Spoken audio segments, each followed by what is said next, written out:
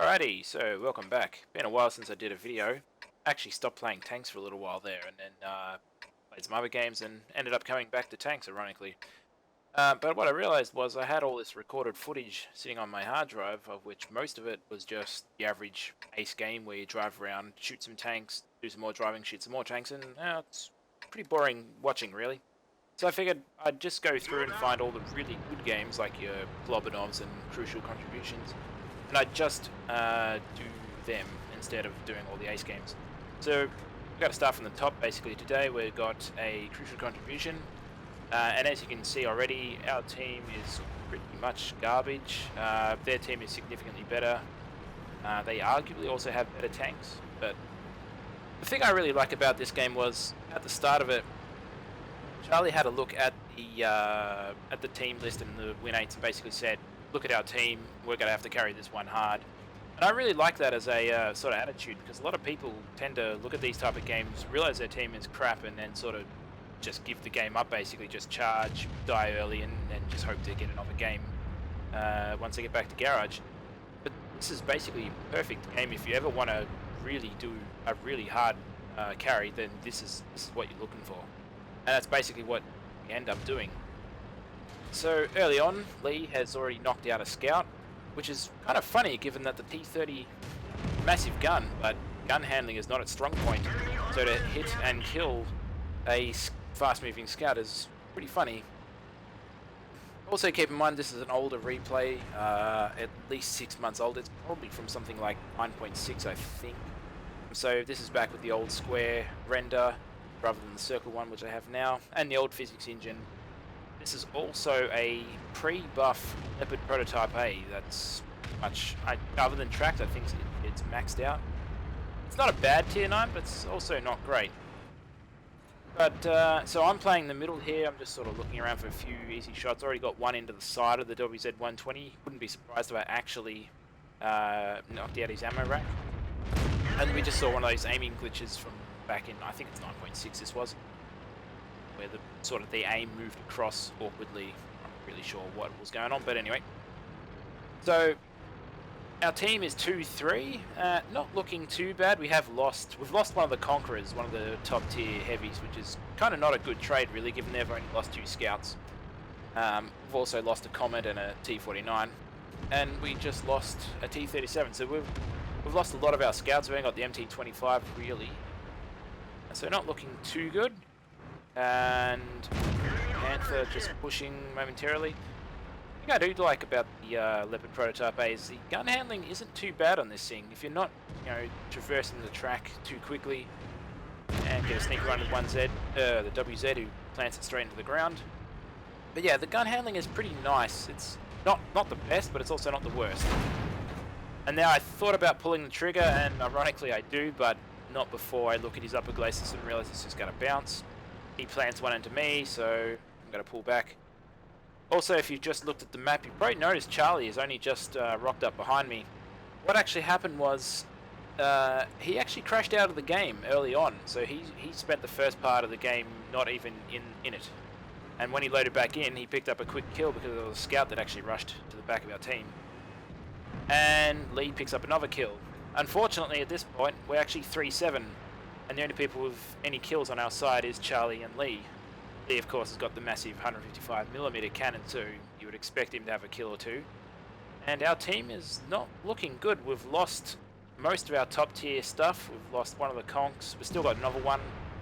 We still have our platoon in the STI, or ST1, whatever they call it nowadays.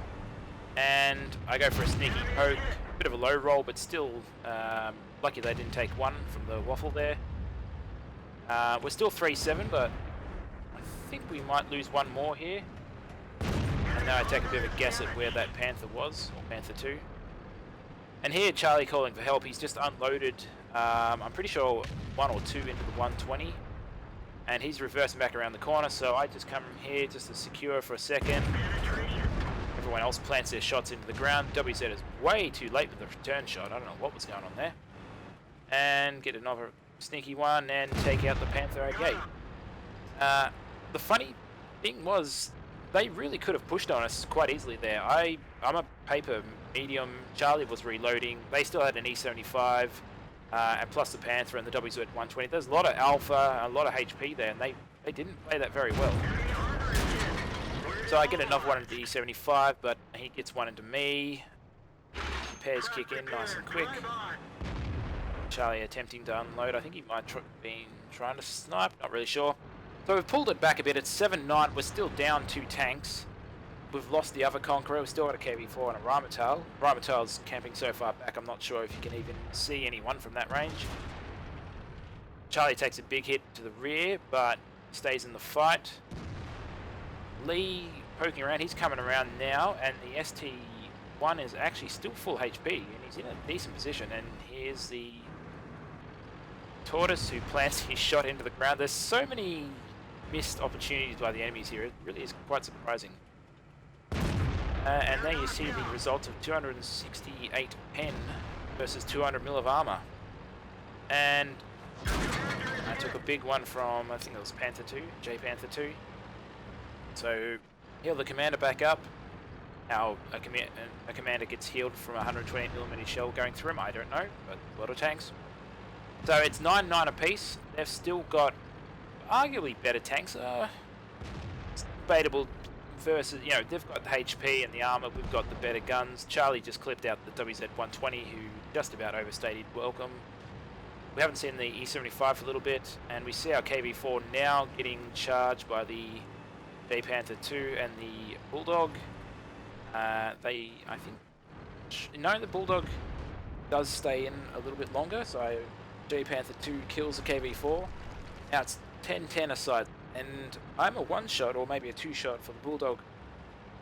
But at this stage I'm doing something a little bit weird. I'm actually reversing away from the Bulldog, mostly because this tank has terrible gun depression to the rear. I actually think it's positive, so you actually, if you look back in this tank, you can't aim down at all, you're slightly aiming up. I want to be able to shoot that Bulldog in the hopes that I can ammo rack him if he tries to come over and take me out. So we've actually, for the first time in the game ever, we're actually ahead on kills. It's 11-10. Charlie's picked up another one. And I spot the Stuart Emil, or Saint Emil, as some people call it. E50 has made himself known, but he's now taking on the STI, who's being backed up by Lee in the T-130. Charlie's coming around to, I assume, move over to the Stuart Emil. They've still got a Bulldog. STI picks up the E50. And there's the Bulldog. I don't have a shot on him just yet. Keep in mind I'm on 2 kills at this point, so if I pick up one more, we secure Brothers in Arms, as well as the 12th kill. No, we're on 10 kills. I can't do maths. But anyway, Rheinmetall takes out the Stuart Emil, which should have happened a long time ago. I assume he's only got the 128. Maybe he's got... yeah, it'll be 128. Lee finishes off the Bulldog, and the J Panther figures now's the time to make its move, and it's taken out. GG. So I actually went back and had a look at the screenshot, and turns out this replay is from almost a year ago. But if we have a look at the team lists, we can basically see that their Conqueror and E75 did a lot of work, and they were alive for a long time there.